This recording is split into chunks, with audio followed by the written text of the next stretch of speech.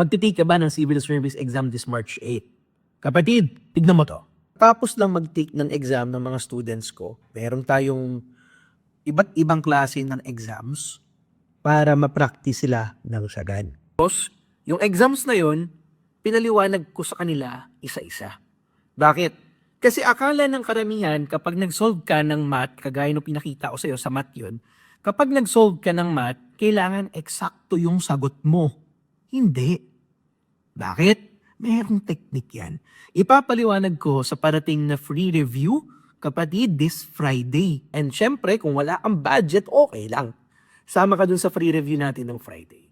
Yun lang, kapatid. Magandang gabi. Oops, nakalimutan ko. Para makasama dun sa free review, make sure mo lang nakafollow ka sa page, ipopost ko yung details bukas. Yan lang. Bukas ng Wednesday, ipopost ko yung details para makasali doon sa ating free review. Yun lang. Okay?